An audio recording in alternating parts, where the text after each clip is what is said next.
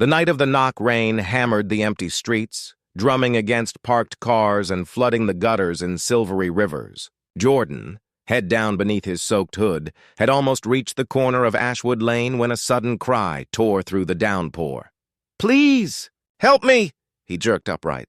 A small figure burst out of the shadows. A boy of about 10, blonde hair plastered to his forehead, sneakers splashing in ankle-deep water. His wide eyes locked on Jordan's like a lifeline. "Follow me," the child shouted, voice cracking with panic. "Please, sir, come with me to my house." "It's my parents." Jordan froze, heart hammering. He was a stranger on a dark street, and this boy was frantic, shivering, alone. "Hey, slow down," Jordan said, lowering his hood. "What's wrong? Did someone hurt you?" "No time." The boy's chest heaved. "It's my mom and dad." "Please, you have to come."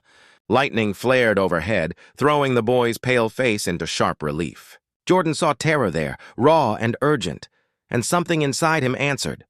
"Okay," he said firmly. "Lead the way." The boy, Landon, he offered breathlessly as they ran, spun on his heel and tore down the street.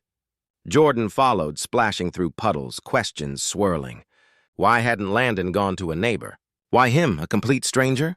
They reached a sprawling 2-story home at the end of the cul-de-sac. Its windows glowed faintly, but no movement stirred inside. Landon fumbled at the front door, finally pushing it open. The instant Jordan stepped in, a sharp hiss met his ears, faint but unmistakable. His nose prickled with the acrid sting of gas. "Landon, stop!" Jordan grabbed the boy's shoulder. "Do you smell that?" The child nodded, eyes wide. "It started when the power went out."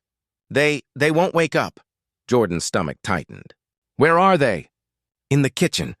Jordan yanked his sleeve over his mouth and dashed after Landon. The air thickened with every step, heavy and metallic. In the spacious kitchen, 2 adults lay slumped at the table. An elegant woman with auburn hair and a man in a business shirt, their heads resting limply on folded arms. "Mom! Dad!" Landon cried, shaking his mother.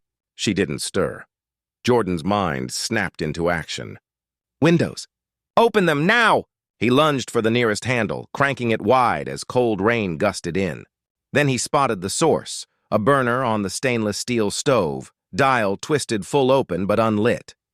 He spun the knob off, then knelt to check pulses. Both adults were breathing, shallow but steady.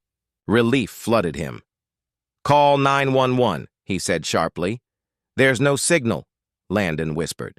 "It went out." Jordan scanned the counters, spotting a landline on the wall. Dead, lights dark. Power outage. He cursed under his breath. "Okay, buddy, listen. We need fresh air. Go open every window you can find, then stay outside on the porch." Landon hesitated. "But now, Landon." "Go!" The boy darted away. Jordan hefted the father first, dragging him toward the front door, lungs burning. By the time he returned for the mother, dizziness clawed at the edges of his vision. He forced himself on, muscles screaming. Minutes later, both parents lay breathing in the cool, rain-drenched night, Landon kneeling beside them. Jordan gulped fresh air, head clearing. Sirens wailed faintly in the distance. Someone must have called emergency services after all. "They're alive," Jordan said, crouching. "You did the right thing getting help." But Landon shook his head fiercely. "It's not over." Jordan blinked. "What do you mean?" The boy's gaze darted to the house, to a door near the staircase. A door Jordan hadn't noticed. Narrow, half hidden behind a bookshelf. "There's something downstairs," Landon whispered. "That's why I came for you." Jordan frowned. "Something? What are you talking about?" Landon swallowed hard. "I heard noises." "Before the gas. Dad said never to go down there." "But tonight." There were voices. The wind howled around them. Jordan felt a chill unrelated to the rain.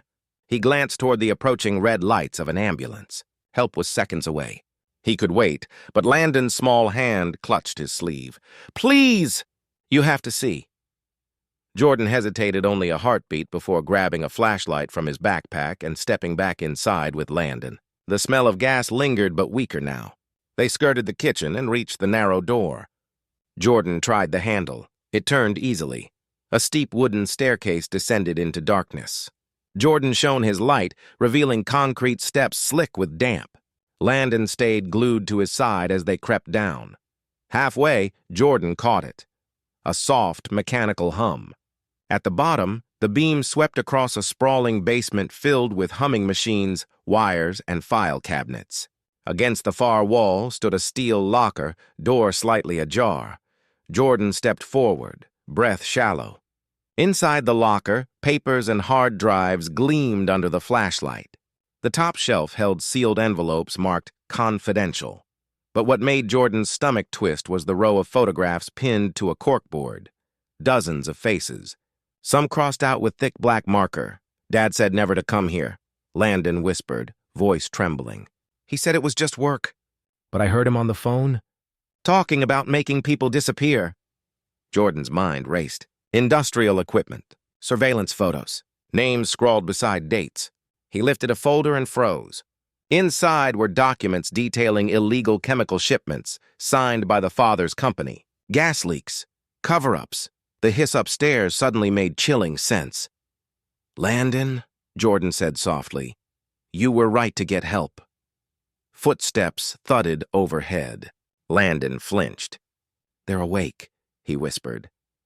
Jordan snapped photos with his phone, battery mercifully alive, then ushered Landon toward the stairs.